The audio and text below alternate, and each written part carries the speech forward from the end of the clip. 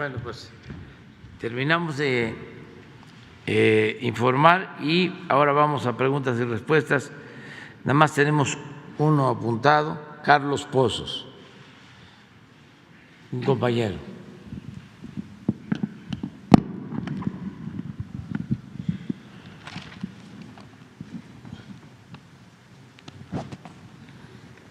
Presidente de todos los mexicanos, muy buenos días. Muy buenos días a quienes nos ven y nos escuchan, a los servidores públicos aquí presentes. Quiero aportar, si usted me lo permite, cómo se han hecho fortuna esos periodistas que sistemáticamente opinan y no informan, como es Joaquín López Dóriga Velandia, quien inventó comentarios a la noticia como estrategia de venta, señor presidente, y le vendió mucha publicidad en los gobiernos neoliberales, al IMSS, a la Secretaría de Marina y a los gobiernos de los estados, e hizo fortunas de este periodista. Y quiero comentarle, presidente, que yo en 1999, en la cumbre de la PEC en Santiago de Chile, en el Hotel Asturias, en la habitación 319, me encargaron llevarle su chayo en dólares a este periodista que se dice tan pulcro y tan limpio. Y bueno, esto quiero recordarle a todos los jóvenes el reportaje publicado el sábado 26 de diciembre del 2015, redactado por Genaro Villamil y que tituló López Dóriga cuando el micrófono tiene precio, donde en la portada se muestra un cheque por 464,442.59 pesos del gobierno del Estado de México con fecha 20 de mayo del 2012.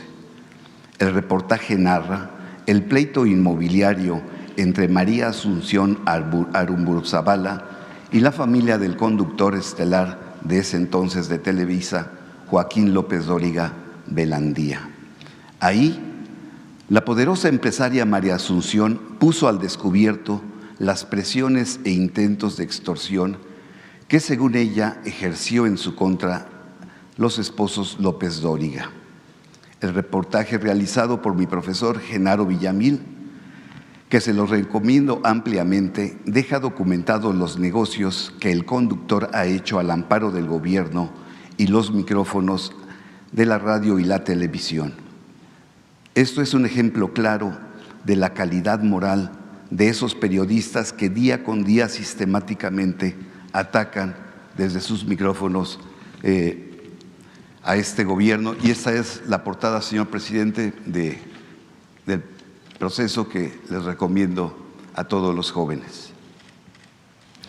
Y abusando, presidente, hoy es mi cumpleaños y quería ver si es posible me pudiera obsequiar un autógrafo para mi libro que ayer le hice.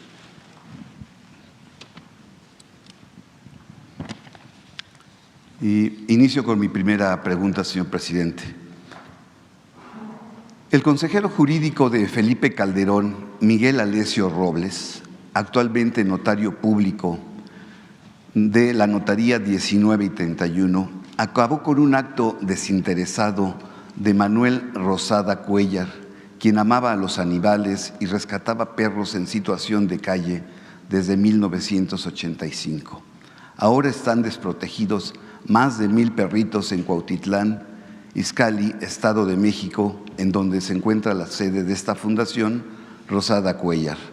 La fundación, presidente, tiene un pleito jurídico y político en que los perros son utilizados por una parte de los herederos de don Manuel para lucrar económicamente y apropiarse de millonarias ganancias que genera dicha fundación. La institución Rosada Cuéllar se convirtió también en un negocio que, por las nobles intenciones, ha originado ingresos millonarios por parte de la sociedad civil. En junio del 2013 falleció don Manuel Rosada y comenzaron las prácticas irregulares, malos manejos de la administración y los recursos de la fundación. Su sobrina María de Lourdes Rosada Morales y su esposo Alejandro Rodríguez, tras la muerte del fundador, se asumieron como los únicos administradores y representantes pero no tenían las facultades legales para representar y manejar los millonarios recursos que se generan. Este pleito legal lleva ya 9 años y en el cual se ha denunciado a María de Lourdes Rosada y a su hermano Pedro Rosada Morales de haber utilizado influencias políticas del exconsejero jurídico de la Presidencia de la República, Miguel Alessio Robles, en tiempo de Felipe Calderón. Se dice, presidente, que Alessio Robles habría utilizado sus influencias para validar con su notaría el pasado 12 de abril del 2021 que los dos sobrinos modificaran el acta constitutiva sin la presencia del representante legal, el señor Burgos Ordóñez. En este caso también, presidente, se habla de fallos manipulados de jueces como la licenciada Araceli Cortés Eslava, actual juez interina del caso, y que ha favorecido a los hermanos Rosada Morales, librándoles incluso de cuentas de recursos que estaban en proceso embargadas. La pregunta es, presidente, ya que usted conoce de esta historia, ¿qué opina? Y solicitarle respetuosamente a Ponciano López Juárez, que él es presidente del Colegio de Notarios de la Ciudad de México, hacer una investigación del caso. Esa sería mi primera pregunta, presidente. Bueno, eso podría ayudar de manera voluntaria el secretario de Gobernación para establecer comunicación con las partes y con el notario. Vamos a pedirle a Adán que intervenga en cuanto a lo que estás planteando. Sí, señor presidente. Jefe del Estado mexicano, el pasado 26 de febrero, Ricardo Aldana Prieto tomó protesta como nuevo secretario general del Sindicato de Trabajadores Petroleros de la República Mexicana y se renovaron las 36 secciones. En 3 meses y 6 días, la dirigencia del sindicato ya tuvo en la calle manifestándose frente a la torre ejecutiva de Pemex a trabajadores que bloquearon Avenida Marina Nacional. Sí hay escasez de medicamentos en los hospitales de Pemex, señor presidente, pero es porque esconden las medicinas. En el Hospital Central del Norte de Azcapotzalco le quitaron espacios a 120 adultos mayores. Han afectado a los jubilados con su salario y le piden que se tome en cuenta en la mesa de diálogo de negociación de renovación salarial. Presidente, el sindicato cierra válvulas, hay escasez de gasolina en Tamaulipas en el cierre de campañas políticas, hay falta de empleo para los trabajadores transitorios que bien podrían laborar en la refinería Olmeca. Todo esto es para generar malestar en las bases de los trabajadores y en la ciudadanía previo a las elecciones. Presidente, hay un complot y un boicot, un golpe blando dentro del sindicato. Y, señor presidente, a esto también es traición a la patria. ¿Y sabe por qué, presidente? Porque quieren que les regrese usted el manejo de las plazas laborales que vendían simulando préstamos y cobraban entre 200,000 y 500,000 pesos y se los iban descontando. Y en el transporte de personal, el sindicato maneja un mundo de dinero y es negocio solamente para los líderes sindicales. Tiene el sindicato y las secciones el manejo de la informática y saben por adelantado las acciones a realizar por parte de las autoridades de Pemex. Presidente, la pregunta es, ¿hay responsables en el cierre de la válvula? ¿Se permitirá que sigan estos golpes blandos para doblar a Pemex y saber cuándo el director de Pemex dará a conocer y explicará sobre los bonos para el pago a proveedores? Sí. Ya como lo mencionas, hay una mesa de diálogo entre Pemex y los representantes sindicales. Inició hace 2 días y está participando la secretaria del Trabajo. Ella está conduciendo esta mesa y hay voluntad de que se llegue a acuerdos para que no haya conflictos. Se está buscando una solución y acerca de lo de los bonos va a informar el secretario de Hacienda y el director de Pemex. Creo que el lunes van ya a presentar todo un informe de la pregunta que me hicieron el día de ayer y va a ayudar mucho a esclarecer las cosas.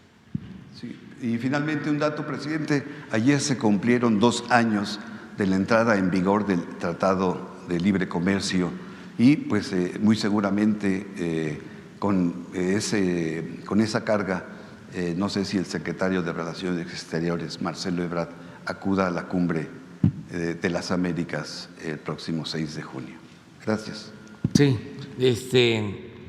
pues es muy bueno el resultado de haber reafirmado el trabajar juntos en materia económica y principalmente en comercio con Estados Unidos y Canadá, el haber firmado de nuevo el tratado nos ha ayudado bastante.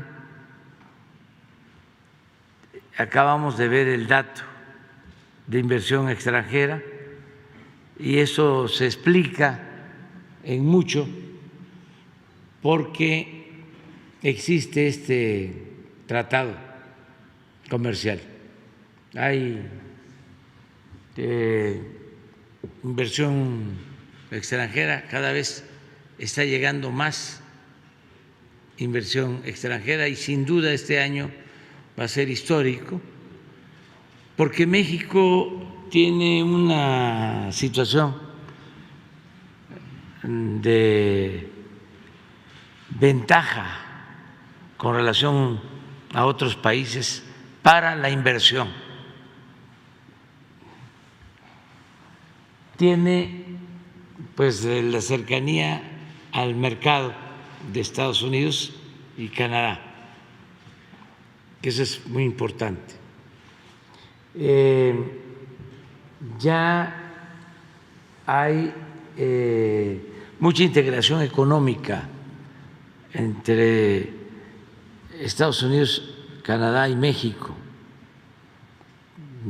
Hay no solo fábricas, hay plantas de autopartes de la industria de Estados Unidos y Canadá que hacen indispensable a México.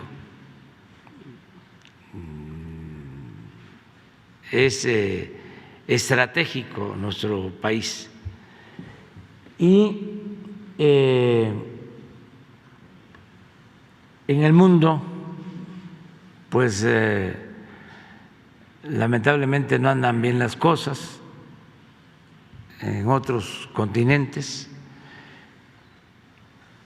y todos los analistas están coincidiendo de que México es la opción para la inversión foránea, para la inversión extranjera. Hace como un mes desayuné con Larry Fink, presidente de un fondo de inversiones, se dice que uno de los más importantes del mundo, BlackRock, y su concepción, su visión es de que México está adelante como país estratégico para la inversión extranjera en algunos aspectos. Por ejemplo, se habló mucho de las baterías, por eso la importancia del litio, por el impulso que van a tener las energías renovables, todo lo que es la transición energética en el mediano y en el largo plazo. Los vehículos eléctricos, ya hay sitios, ciudades en Estados Unidos donde el porcentaje de vehículos eléctricos es considerable, pero se requieren las baterías y se requiere el litio y se requiere otros minerales. De ahí la importancia de que México tenga litio y que se haya tomado la decisión de nacionalizar, de que sea una empresa de la nación, de los mexicanos, la que administre el litio. Pero en ese campo hay mucho futuro. Otra oportunidad que se tiene es la de las plantas de fertilizantes, con todo esto que está pasando en Europa. Inversión para tener fertilizante y la materia prima es gas, y se tiene en Texas, y se tiene en México, se tiene en América. Esa es otra opción de inversión. También lo que tiene que ver con la exportación de gas a Asia y a Europa. Acabamos de estar con los directivos, el gerente principal de Sempra, porque están ya en proceso de construcción una planta de licuefacción en Ensenada, Baja California, y no descartan construir 2 más. Y lo mismo para el caso del Golfo de México, porque estas plantas de licuefacción permiten pues congelar el gas, embarcarlo, llevarlo a Asia 10 horas, 15 horas, y allá se regasifica en plantas, ya se mete a los ductos. Y los precios del gas de Texas con los precios del gas en Asia y en Europa son muy atractivos, porque son muy bajos los precios, aun cuando últimamente se han incrementado. El precio del gas en Texas es menor considerablemente al precio del gas en Asia y en Europa. Y así muchas oportunidades de inversión van a estar con nosotros, empresarios, que los voy a invitar a recorrer el Istmo para que, una vez terminada la refinería de Dos Bocas, porque traigo esa preocupación y esa ocupación, porque son 25, 30 mil trabajadores de la construcción que queremos que no se queden sin empleo, que ya sea en el Tren Maya o en estos 10 parques industriales encuentren pronto trabajo. Por eso no descartamos también hacer una coquizadora nueva en Salina Cruz. Todo esto pensando en no parar en la creación de empleos. De modo que México, repito, tiene una situación muy especial, por eso es lo de inversión extranjera, y no va a cambiar, al contrario, va a seguir llegando la inversión extranjera a México. Y ahora te firmo nada más al rato. Lo de la cumbre estamos esperando. Ayer un funcionario de Estados Unidos muy cercano, sí, al presidente Biden, Juan González, habló de que todavía no están terminadas las listas o hace falta distribuir algunas invitaciones. Vamos a esperarnos. Es muy buena la relación con el gobierno del presidente Biden, muy buena con sus colaboradores, con Juan González, con el jefe del Departamento de Estado, Blinken, con su asesor para asuntos de seguridad, Sullivan, gente que tiene experiencia, son profesionales, llevamos muy buena relación, nos caemos bien, nos respetan, nosotros los respetamos y estamos en espera de que se tome una decisión. Desde luego, ellos tienen que resolverlo escuchando a todos, como lo están haciendo seguramente. Ya saben cuál es nuestra postura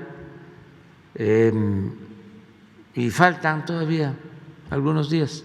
Entonces, cuando tengamos información, vamos a darla a conocer. Pues vamos a esperar la respuesta de lo que estamos planteando, pero insisto, no hay prisa, estamos muy cerca, hay varios vuelos afortunadamente a Tijuana y de ahí en carretera a Los Ángeles, y es hasta la semana que viene, es hasta el miércoles. No, es miércoles, jueves y viernes, y termina el viernes por la tarde, noche, y ya me quedaría allá y regresaría hasta el sábado. Si voy, ahora si no voy, nos va a representar, México va a estar presente, nos va a representar el canciller, el secretario de Relaciones Exteriores, Marcelo Ebrard. Entonces estamos esperando, ya hemos dado a conocer nuestras razones y no es un asunto de pleito, de confrontación. Repito, es muy buena la relación con el gobierno del presidente Biden. Él es un agente pues con mucha experiencia política, mucha experiencia política, es conciliador, es una persona con buenos sentimientos, nos llevamos bien, de modo que vamos a esperar y ante cualquier circunstancia las relaciones con Estados Unidos pues van a seguir siendo buenas, porque insisto, son relaciones de amistad, sobre todo de amistad de nuestros pueblos. Hay 40 millones de mexicanos en Estados Unidos, los que nacieron aquí, los hijos que ya nacieron allá, nietos, pero pues son relaciones entrañables y, como decía hace un momento, también hay una integración económica, comercial.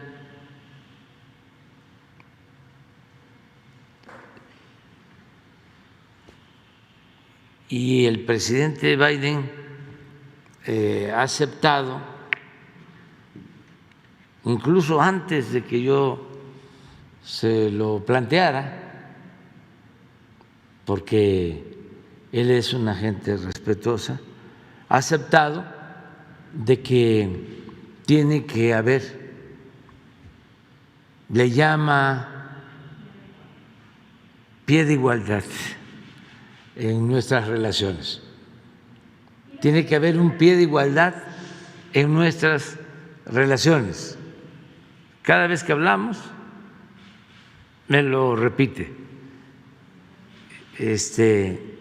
Entonces, es respetuoso de nuestra independencia, de nuestra soberanía. Es un buen gobernante. Ese es mi punto de vista en lo personal. Señor presidente, ¿cómo se está organizando México para esta reunión Canadá, México, Estados Unidos que le toca al país organizar?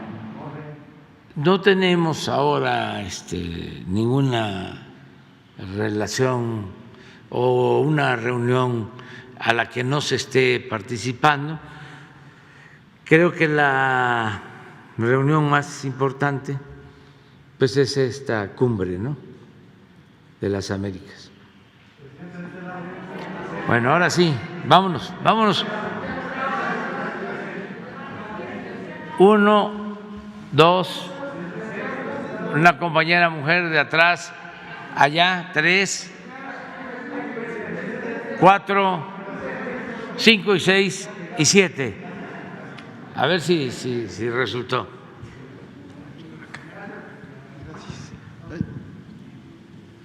Buenos días, señor presidente, subsecretario. Buenos días, licenciado. Buenos días a todas y a todos. Diego Elías Cedillo, de Tabasco Hoy, Campeche Hoy, Quintana Roo y Diario Basta de Grupo Cantón.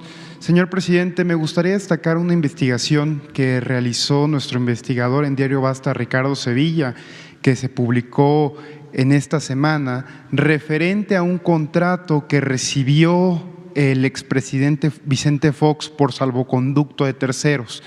Este contrato fue para una empresa que se denomina Centro Hospitalario MAC, que se lo da precisamente Petróleos Mexicanos a un personaje vinculado a su hijo, al hijo de Vicente Fox, al hijastro de hecho, a Manuel Briesca Sagún, que tiene una empresa cuyo socio es Miguel Isaac Coubé, algo así, Cobran.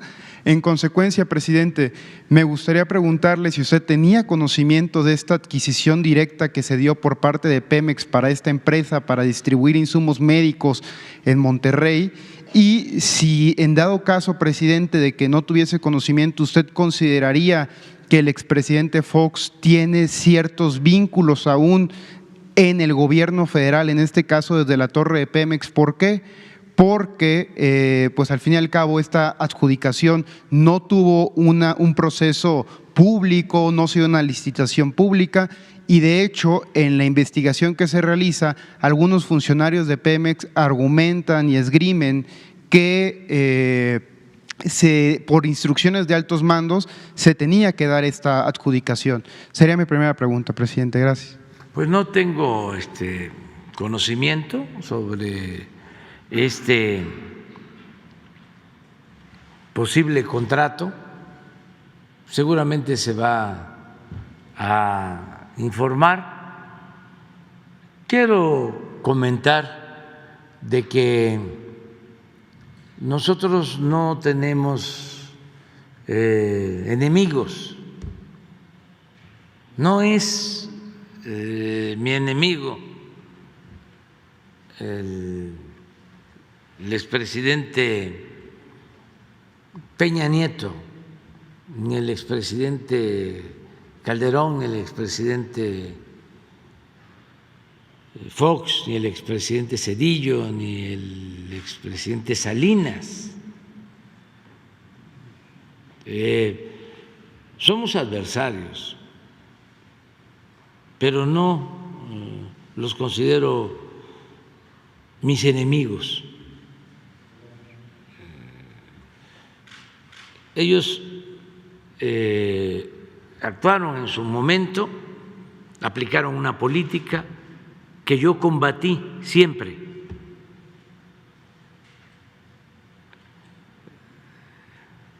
Nunca estuve de acuerdo con la política de Salinas, ni de Zedillo, ni de Fox, ni de Calderón, ni de Peña Nieto. Entonces las diferencias son de orden político, no en lo personal. Yo no odio. Lo que creo es que esa política que ellos impulsaron y llevaron a la práctica benefició a minorías, auspició la corrupción y produjo el atraso de México y el empobrecimiento de nuestro pueblo. Ese es el fondo del asunto. Y esto lo he dicho desde hace bastante tiempo. ¿De qué acuso a Salinas? Pues de haber entregado los bienes de la nación, empresas, bancos, minas, las tierras ejidales a particulares y de manera precisa, y esto para los jóvenes, a sus allegados, porque quiso construir, crear una nueva oligarquía, un grupo compacto.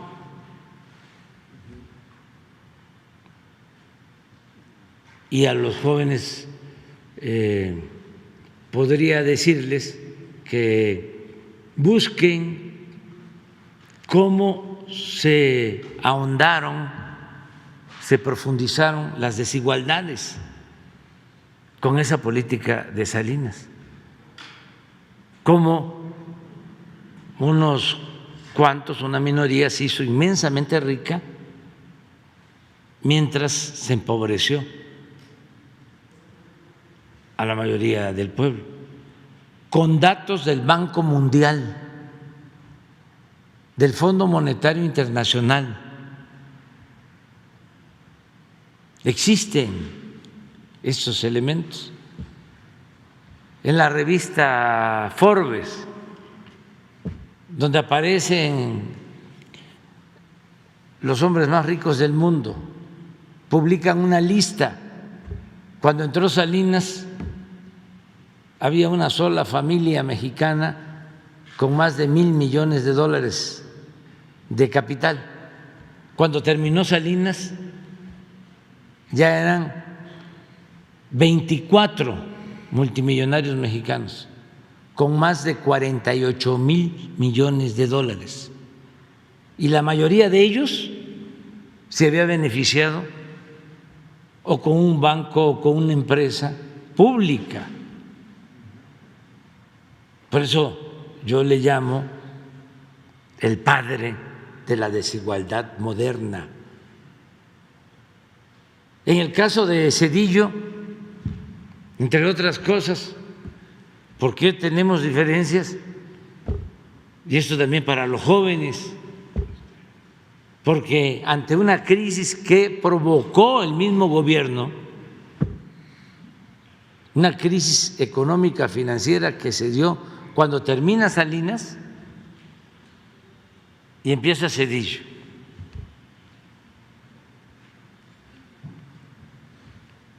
Ante esa crisis, en vez de rescatar al pueblo, deciden rescatar a los de arriba, a los mismos que se habían beneficiado con la política entreguista de Salinas, a las grandes empresas, a los bancos, y convierten las deudas privadas de estas corporaciones en deuda pública. Y de ahí surge el llamado FOAPROA. En vez de rescatar a los de abajo, rescatar a los pequeños comerciantes, pequeños empresarios, se rescató a los de mero arriba y se dejó esa deuda que en términos generales significa 3 billones de pesos que la vamos a tener que seguir pagando todavía en nuestra generación, y es posible que se herede a las nuevas generaciones. Esa es mi diferencia. ¿Cuál es mi diferencia con Fox? De fondo, pues que engañó a millones de mexicanos de que iba a haber un cambio y siguió con lo mismo, siguió aplicando el salinismo como política, al grado que su secretario de Hacienda había estado de subsecretario de Hacienda con Salinas. Y claro que no hubo ningún cambio.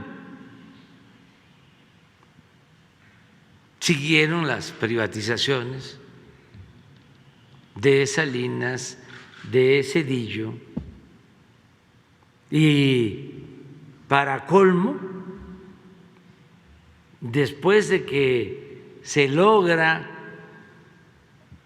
hacer a un lado al PRI, décadas de lucha de mucha gente, de todas las corrientes del pensamiento, porque era una lucha que venía de opositores de derecha, de opositores de izquierda, para hacer a un lado al partido único, al partido de Estado.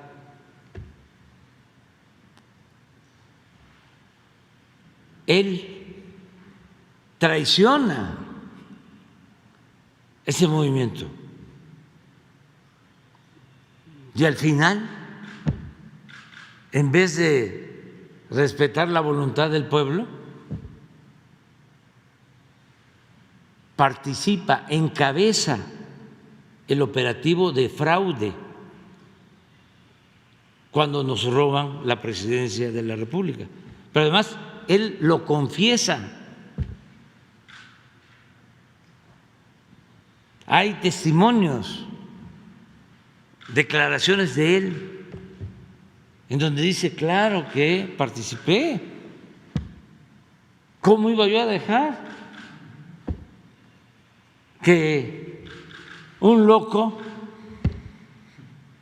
llegara a la presidencia? Claro que cargué los dados a su estilo. ¿Quieren ver cuál es su estilo? Porque no ha cambiado. Y no sé si genio, pero figura así, hasta la sepultura. Pon ayer sobre qué habló ayer o antier.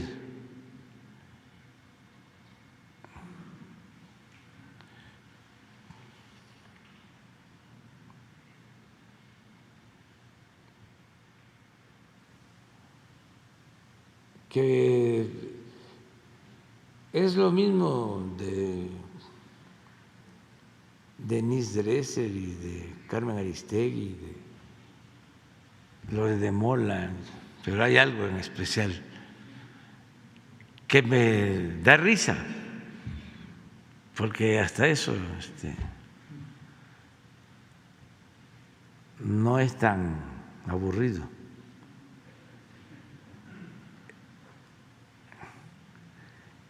No bosteza uno leyendo sus textos.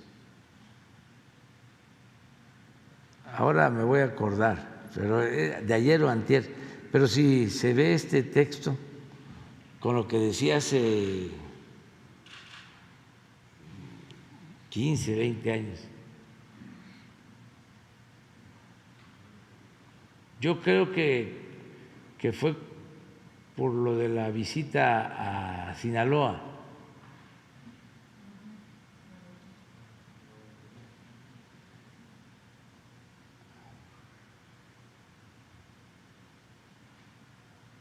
O algo que de estas cosas comentadas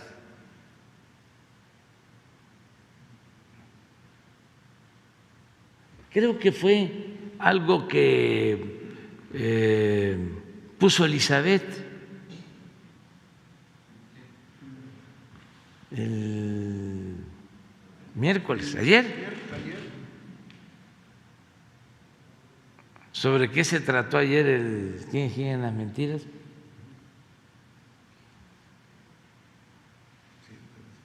Bueno, eso es Fox, ¿no? Calderón, pues imagínense el nivel de inmoralidad, porque él sabe perfectamente que no ganó la presidencia, pero agréguese que de manera irresponsable, sin tener un diagnóstico, sin saber lo que estaba sucediendo y sin pensar que la paz es fruto de la justicia, entrando, declara una guerra a la delincuencia organizada. Bueno, hasta se pone chaleco militar.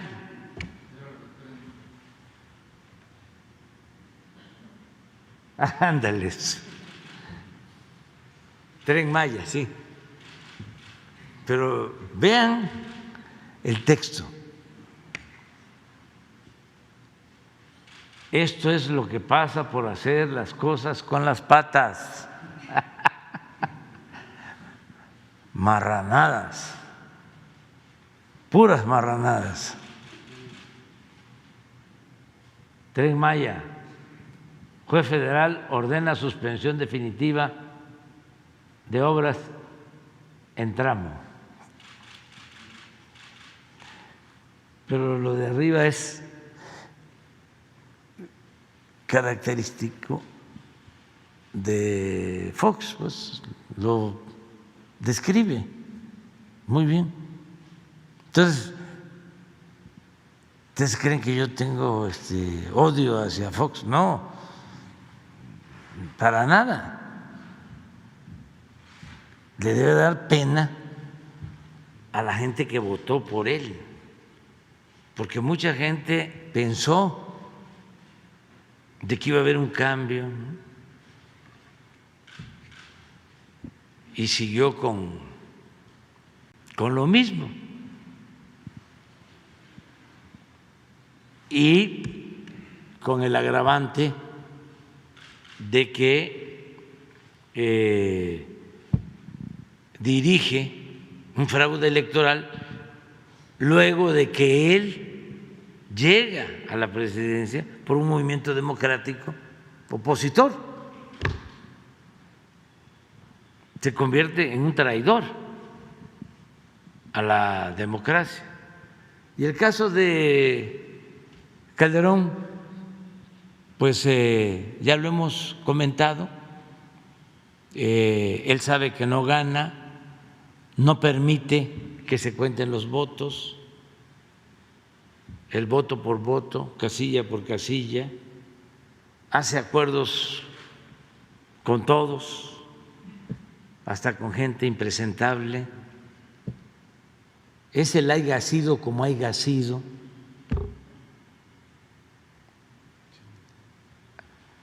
Además, nos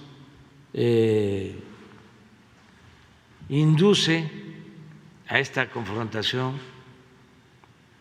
con tanto sacrificio, con tantos muertos.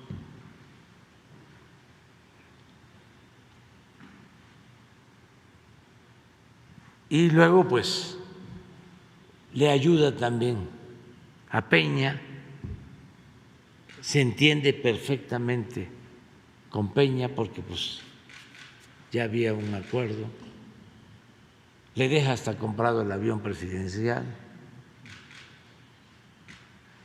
y aparece, se va descubriendo de que todo esto de la guerra contra el narcotráfico pues era una pantalla, era una simulación, porque tenían acuerdo con uno de los grupos, algo que era muy común de proteger a un grupo y combatir a los demás. Cuando una autoridad tiene que actuar con rectitud, pintar la raya, definir con claridad las fronteras. Aquí está la delincuencia, aquí está la autoridad. No voy a proteger a unos para combatir a otros. No, el que comete un delito tiene que ser castigado, cero impunidad y nada de componendas. Entonces, ahora con lo de García Luna, se ha quedado callado, y no solo él, sino los que lo apoyaron y trabajaron con él y le ayudaron. Me llama la atención que cuando sale el tema de García Luna, Ciro Gómez Leiva y otros se enojan. ¿Dónde está la capacidad para rectificar? ¿Por qué la autocomplacencia? Y el gobierno de Estados Unidos tiene que decidir sobre esto. Acaban de resolver, me llamó la atención, lo de una denuncia muy publicitada de unos esposos divorciados que acusaban, la señora acusaba de maltrato y bueno, ya resolvieron los jueces, pero todo el proceso creo que tardó 6 meses.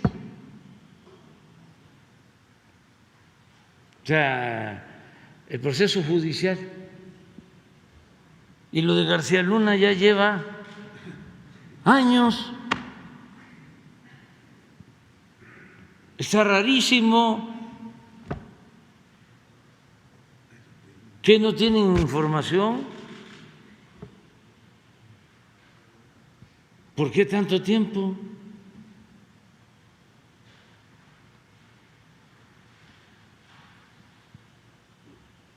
Entonces, esa es de las diferencias con Felipe Calderón. Estoy en contra de él por haber desatado esa guerra y por haber autorizado que se llevaran a cabo masacres,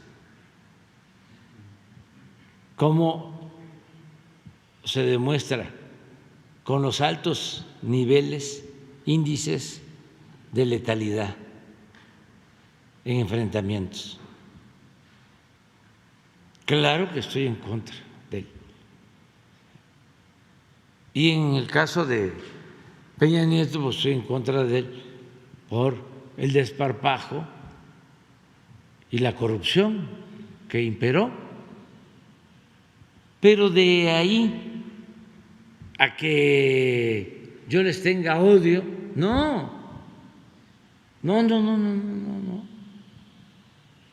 Si me encontrara yo a Calderón, me encontrara yo a Salinas, ¿sí? A lo mejor lo saludaría, a lo mejor no lo haría por cuestiones políticas, porque me afectaría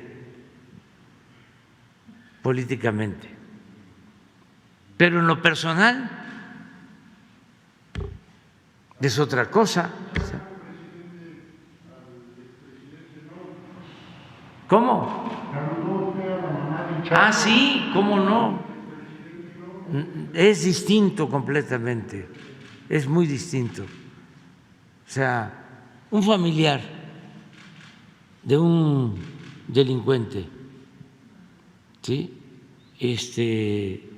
Si no está enjuiciada y si es una señora mayor, una madre, merece todo el respeto. Miren, en la tradición de justicia mexicana, cuando alguien está en la cárcel y muere su madre, se le puede permitir ir al velorio. Esas son cosas mayores, las mamás, los hijos. Eso no lo van a entender nunca. Y además, no crean que estoy muy preocupado de que lo asimilen los conservadores, porque parte del pensamiento conservador es eso. Tiene el pensamiento conservador mucha carga de odio.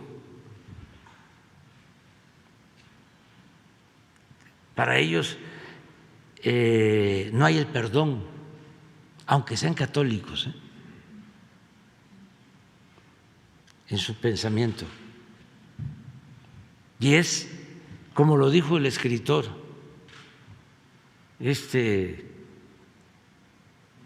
Moreno, quemarlos en la plaza. Así piensan. Son muy dogmáticos, muy fanáticos. No le tienen amor al pueblo.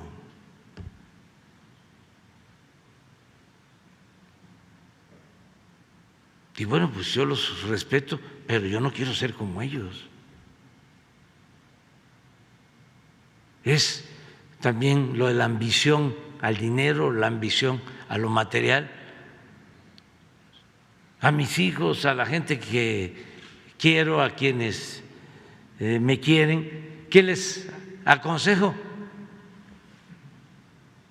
Aléjense lo más que puedan de esas ambiciones, controlen esas tentaciones, que no les domine el dinero, que no les domine el poder, no tengan tanto apego ni al dinero ni al poder. Se puede ser feliz de otra manera. Y hay que amarnos.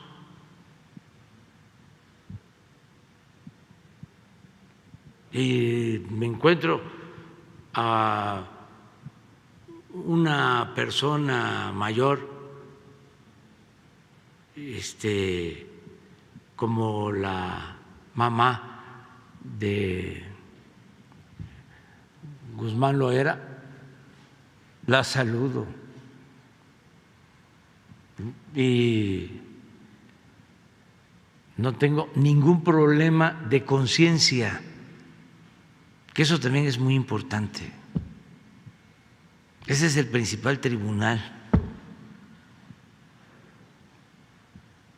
Puede uno tomarse fotos.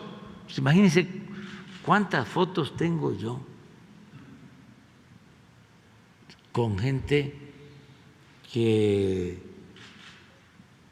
está metida en cuestiones ilegales o ya está en la cárcel. No exagero, pero debo ser uno de los más fotografiados. No es para presumir de México, porque donde quiera que voy, foto, foto, foto. Ahora fui a Chihuahua, allá a Guadalupe y Calvo. Llegamos, aterrizó el helicóptero y estaba todo el pueblo. Y saludo uno por uno y foto, foto, foto, foto, foto, familias completas.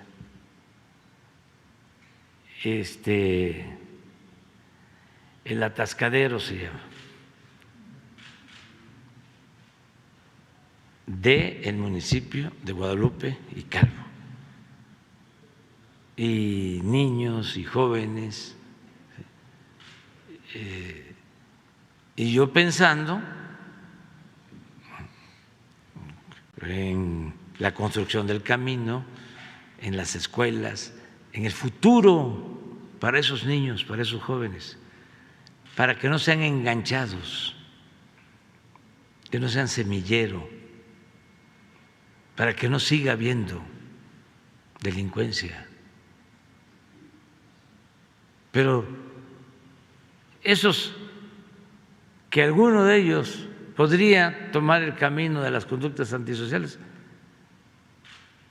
se los come uno a besos de su bondad,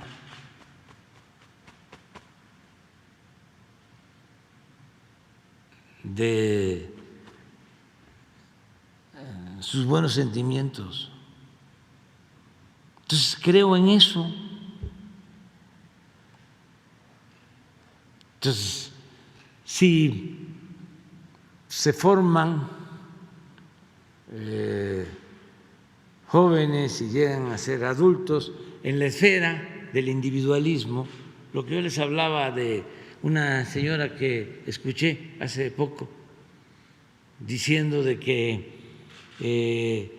el apoyo a los adultos mayores, la pensión, los vuelve flojos y que es mejor ponerlos a trabajar, como si no hubiesen trabajado toda su vida y merecieran vivir con un poco de holgura en el último tramo de la existencia. Imagínense una gente trabajando, que los hay después de los 70 años, el organismo, la naturaleza, no lo olvidemos, ya no es lo mismo. Y por necesidad muchos trabajan y otros que pues le tienen mucho amor al trabajo. Hay un dato, no sé si se pueda demostrar, de que en Pemex precisamente los trabajadores no se quieren jubilar. Y pregunté, ¿por qué? Porque no les pagan todo completo, porque cuando están en activo tienen compensaciones o tienen otras prestaciones que una vez que se jubilan se les quitan. Y me dicen, no, en el caso de Pemex, no se quieren ir porque incluso hay estadísticas, hay datos de que cuando se retiran ya no se sienten del todo bien y que el trabajo los mantiene vivos. Y sus amigos de trabajo, y son otras circunstancias. Bueno, pero ese es el que quiere trabajar. Pero que también se tenga el derecho de decir, ya trabajé y quiero retirarme. Eso se aplica en Europa después de la Segunda Guerra Mundial. El avance, desde mi punto de vista, más importante conseguido en los países europeos fue el establecimiento del estado de bienestar, que tuvo que ver mucho con el avance económico, político, hegemónico de la Unión Soviética, que Europa tenía que definir una política social para contrarrestar lo que se estaba haciendo en los países de la Unión Soviética. Y así se creó lo del estado de bienestar, que significa que una persona, cuando llega a una determinada edad, ya tiene una pensión, pero no una poca cantidad, sino una considerable cantidad de recursos como para vivir con holgura en los últimos años de su vida. Y de ahí surgió también lo del derecho a la salud y el derecho a la educación pública gratuita. Y ese es también nuestro ideal como política pública. Pero la señora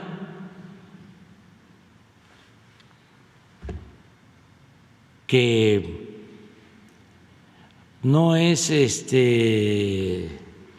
una marciana, sino que así piensa muchísima gente, sostiene que el dar esa pensión es innecesario o que fomenta la flojera, porque también en el pensamiento conservador el pobre no trabaja y por eso es pobre o son flojos. Eso no tiene ninguna justificación en nada. Ahí está el ejemplo de nuestros paisanos migrantes. Si el mexicano fuese flojo, no saldría adelante en ningún lado. ¿Y cómo se van allá? Y este año es posible que nos manden 60,000 millones de dólares. Es el principal ingreso, la principal fuente de ingresos que tiene el país, 60,000 millones de dólares. Estamos hablando de 1,2 billones de pesos al año. Abajo. 1,2 billones.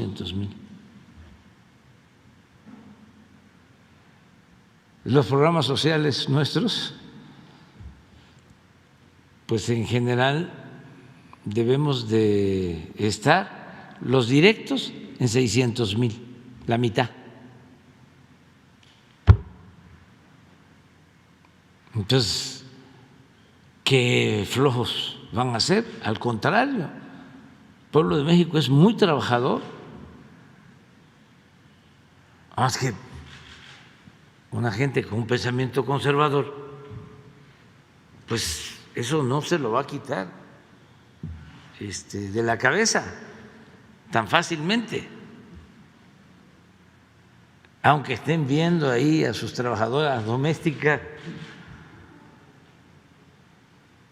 que están trabajando día y noche en el campo, a sus trabajadores, ellos llegan, algunos, sus trocas, sombrero tejano, camisa de cuadro, sus botas, cinturón piteado, se bajan un rato de la camioneta, revisan cómo están los potreros, cómo está el ganado, se vuelven a subir al café y hablar de que qué barbaridad, qué flojos son los trabajadores.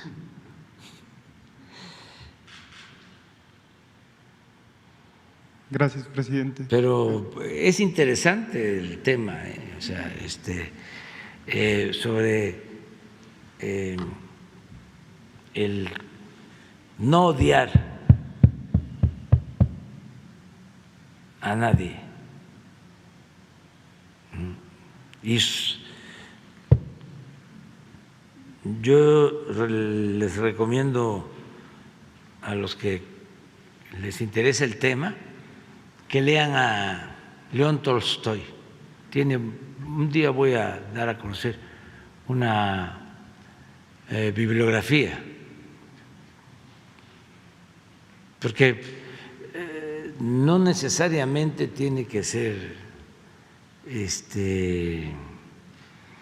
Lenin o Hitler para la formación.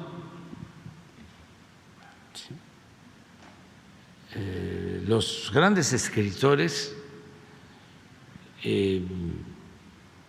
nos dejaron muchas enseñanzas.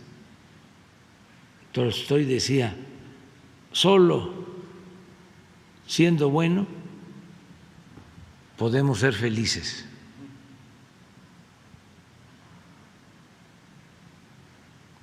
Y escritor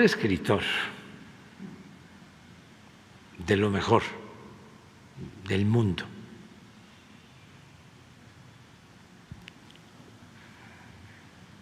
Pero si no leemos, simplificamos las cosas y además nos vamos con las fórmulas tecnocráticas, con los tecnicismos, pues nunca vamos a poder entender la realidad y entender a otros, comprender por qué se piensa de otra manera. Pero bueno, ya nos fuimos. Gracias, presidente. Y en un segundo cuestionamiento muy rápido, su opinión con respecto al fallo de la Suprema Corte de Justicia para devolverle el dinero al INE, este tema que Lorenzo Córdoba quiere hacer un álbum en honor al Ego para cerrar su periodo en cuanto a la dirigencia, en cuanto a la presidencia del INE. También este punto de que pidieron para 2023 14,000 millones de pesos de presupuesto, argumentando que este es lo que necesitan para operar. Y, presidente, en otro tema muy rápidamente, estamos a pocos días de la jornada electoral. Aprovechando también la presencia del subsecretario Ricardo Mejía, saber si lo han platicado en el Gabinete de Seguridad este tema. En esta semana el secretario de Gobernación, Adán Augusto López Hernández, hizo énfasis de que no hay focos rojos, conocer su opinión y, aprovechando el tema de seguridad, ¿cuál es el estatus que mantiene el programa de los autos chocolate? Gracias, presidente. Bueno, nosotros sobre las elecciones lo que queremos y a lo que llamamos es a que la gente participe. La información que tenemos es que se puede votar en todos los pueblos donde se van a instalar las casillas. No hay hasta ahora ningún reporte de que no se vaya a instalar una casilla. Es una cosa especial, pero me estoy refiriendo a la cuestión básicamente de violencia que pueda producirse. En Oaxaca sería por otras razones, pero en Tamaulipas, en Durango, en Hidalgo, en Aguascalientes, en Quintana Roo, en Oaxaca, no en esta parte, desde luego que ahí se tiene que esperar y a que se resuelvan las autoridades, pero hay tranquilidad, hay ruido en los medios, pero es lógico, porque se está a unos días de las elecciones y siempre es así, pero no hay ningún indicio de violencia. De todas maneras, la Guardia Nacional va a estar pendiente en todos lados para darle protección a los ciudadanos y no tener miedo, no dejarse apantallar, porque la abstención ayuda a los mapaches electorales. Ya lo hemos dicho varias veces. Si votan pocos, pueden ganar los tramposos, porque pueden acarrear gente, comprar votos y les alcanza. Repartir dinero, entregar despensas, pollos, patos, chivos, borregos, puercos, cochinos, marranos. Ya estoy como Fox.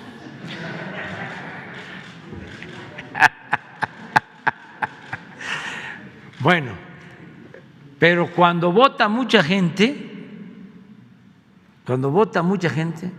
no les alcanza,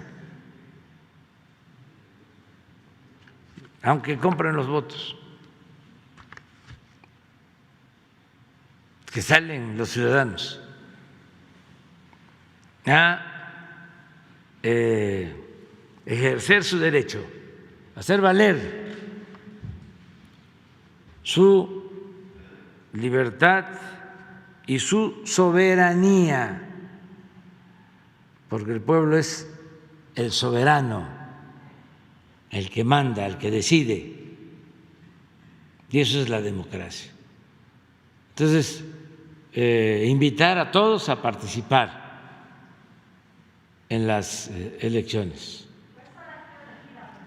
Voy a estar de gira porque vamos a supervisar lo del Tren Maya.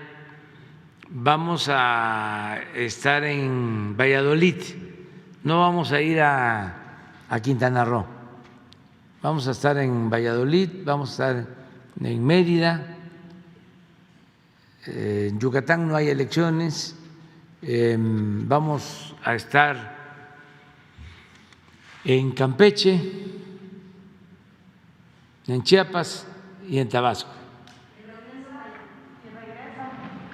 Regreso el domingo, al mediodía, en la tarde,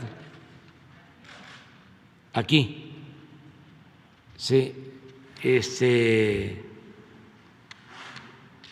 tenemos 2 reuniones, una creo en Tabasco en la mañana y ya de ahí vuelo a la Ciudad de México y aquí voy a estar. El domingo como a las 2, 3 de la tarde regreso de la gira. Me voy el viernes, bueno, ya, mañana, terminando la conferencia, nos vamos a la gira. No, porque es supervisión del tramo, es en helicóptero y por tierra una parte. Nada más que tampoco es abierta, es ir a ver cómo vamos. Tenemos un método de supervisión permanente del avance en terraplenes, en obras hidráulicas, en balasto,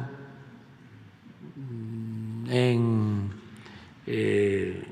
durmientes, rieles, todo lo que tiene que ver con las estaciones. Son más de 20 estaciones que ya se están construyendo y pues hacemos una revisión por tramo. Van las empresas y todos los servidores públicos y ahí vemos si se va de acuerdo al programa, si hay atraso, qué problemas hay que enfrentar. Para eso es básicamente. Lo del fallo de la Corte, vamos a esperarnos. Ya se está. Yo pensaba que hablaban del Tren Maya. Tiene que ver con el Poder Legislativo. Miren, el Poder Legislativo y en especial la Cámara de Diputados tiene como facultad exclusiva la aprobación del presupuesto. En el caso de los órganos autónomos, a nosotros nos envían su presupuesto, el INE, la Suprema Corte de Justicia, el Banco de México, y nosotros integramos esos presupuestos al presupuesto general y se envía a la Cámara de Diputados. Nosotros no podemos modificar el presupuesto que nos envía ningún órgano autónomo. ¿Quién tiene la facultad? El Poder Legislativo. En el caso de la ley de ingreso son las 2 cámaras,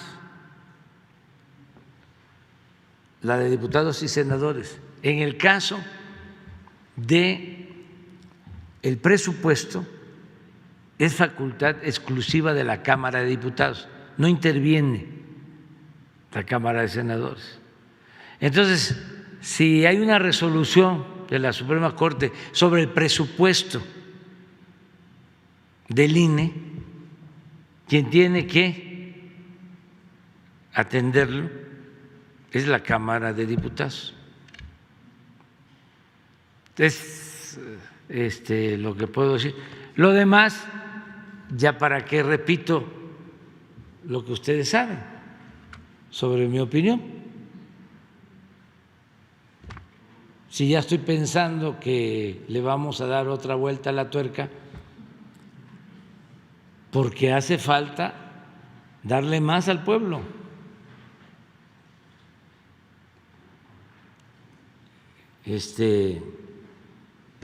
Y a ver si es posible pasar de la austeridad republicana a una fase superior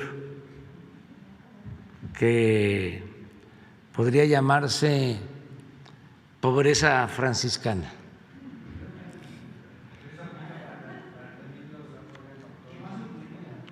Para todos, o sea, que se acaben por completo los lujos.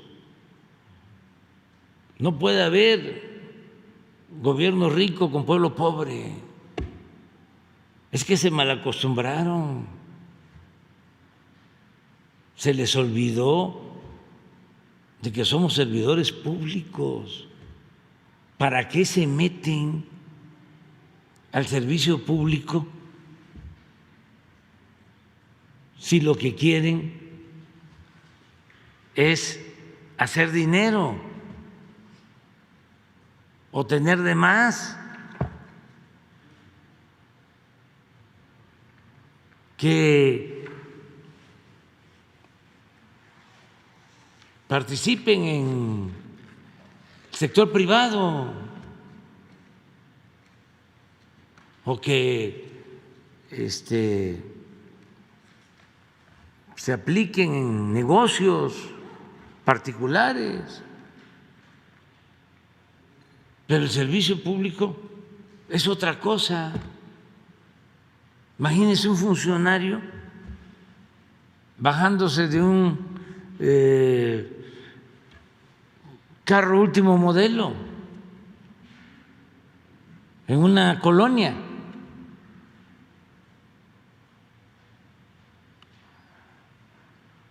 Popular, o que en un alto se para y va un camión urbano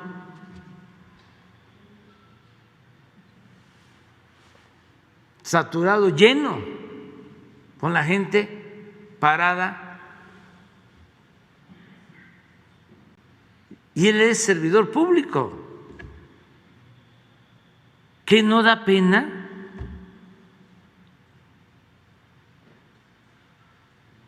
¿Qué no se puede ser austero? ¿Qué no el poder es humildad?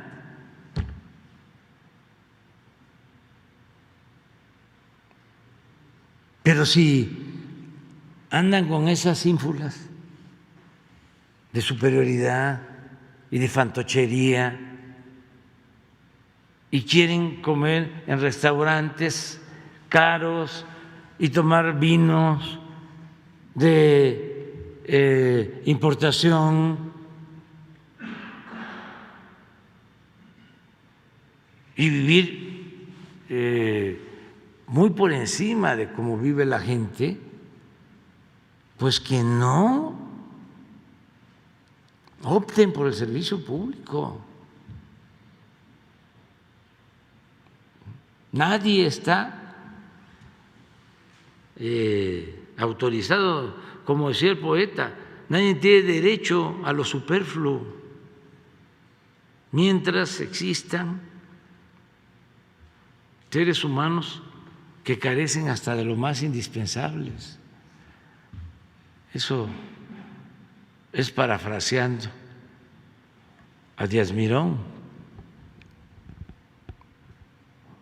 Entonces, ¿dinero para qué?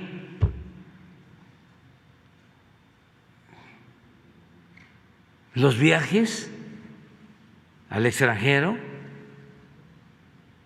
que ya no existe el sistema de telecomunicaciones.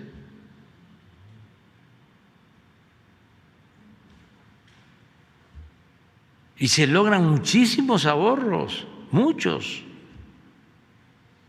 en todo lo que llaman gasto operativo.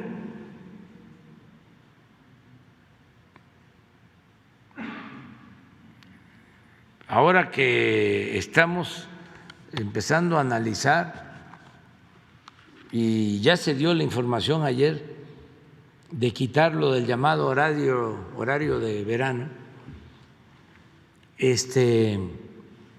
muy fácil podríamos ahorrarnos lo que supuestamente se obtiene de ahorro con el cambio de horario, que está demostrado afecta a la salud. ¿Cómo lo podremos hacer? Dando al gobierno el ejemplo. Con la luz, los aires acondicionados, el exceso de uso de energía, pero eso no solo público, sino no personal. Además, se paga menos. Acuérdense ustedes de que en las tarifas, si se consume una determinada cantidad de energía, es una tarifa. Se pasa, aunque sea poquito, y ya es una tarifa muchísimo más elevada. De aquí vienen las quejas. Entonces, bueno, todo esto vamos a informarlo bien, es decir, a ver, vamos a procurar no pasarnos a la otra tarifa y vamos a ayudar todos. Todos podemos ayudar. Pero en fin. ¿Cómo? ¿Podemos citar que está usted adelantando o analizando un recorte al gasto público? Estoy analizándolo, sí, todavía no está definido, no a lo básico. Lo que tiene que ver con la justicia no tiene límite, es para darle más a la gente.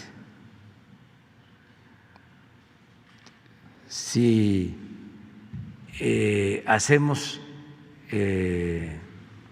todavía una revisión sobre los gastos excesivos. Les voy a poner un ejemplo. Se corrigió una injusticia que se cometía con los maestros, con los aumentos en los sueldos. Había maestros que ganaban hasta 8,000 pesos mensuales y el promedio de una buena cantidad eran 12,000 pesos. Y miren el promedio del trabajador inscrito al IMSS, 14,000. A ver si ponen, de un maestro promedio 12,000. Entonces ya logramos que no haya maestros que ganen menos que estos 14,000. Y retroactivo, es decir, desde enero. Esto. 14,000. Aquí está, 600. 14,613. Y traíamos maestros aquí. Y este es promedio, de los 21 millones de trabajadores inscritos al seguro, este es el salario promedio. Y en el caso de los maestros, el salario promedio en la mayoría era 12,000. Ahora, ningún maestro va a ganar menos que esto. Nos costó, porque es una nómina amplia, es la nómina más grande que se tiene en el gobierno. ¿Cómo lo hicimos? En la misma Secretaría de Educación se hizo un análisis, un ajuste en gastos de operación y se le trasladó a los maestros. Pero hay que estar pendiente del presupuesto y de revisar partida por partida. No quedarse en las cifras generales y no ir abajo al detalle. La eficiencia administrativa ayuda mucho y la austeridad no es un asunto solo administrativo, es un asunto de principios. Es lo que les decía. ¿Con qué cara, habiendo tanta pobreza, van a haber sueldos elevadísimos en el gobierno? O esto que hacen los compañeros de ustedes, no todos, algunos, estos que ganan 2, 3 millones. Uno que está en Estados Unidos que gana, le sacamos la cuenta, creo que 18 millones, 16 millones mensuales.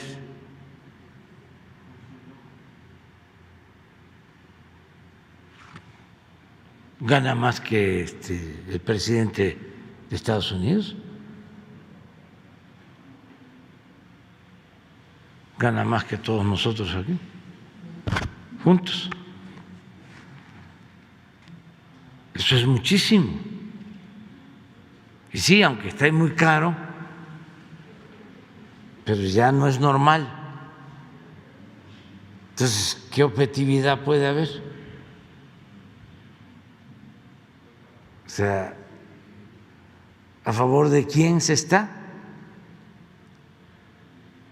¿O por qué le pagan tanto?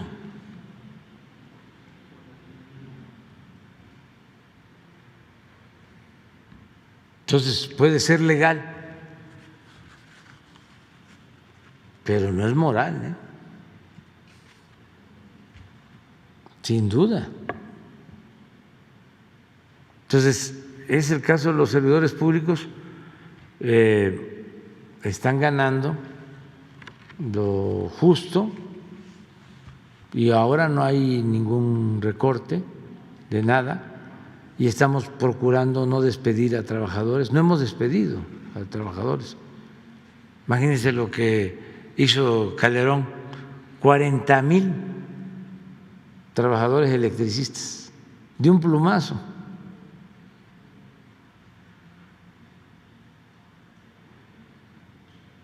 ¿Dónde hay 40,000 trabajadores así del gobierno que de un día para otro, una mañanera, anuncie yo, los vamos a liquidar? ¿Ah? No, Pemex son más.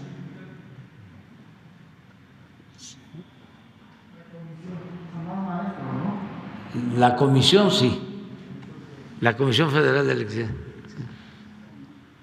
Vamos a liquidarlos porque vamos a privatizarla. Sí. Y con ese dinero vamos a apoyar la educación, vamos a apoyar la salud, va a costar menos la luz. ¿No así le hacían? ¿Sí? Va a haber más empleo, va a llegar más inversión extranjera. Bueno, nos vemos mañana. Sin lista. Sin lista. Ya quedaron, sin lista. Sí. 20 para las 10, ¿eh? Sí. Nos pasamos completamente.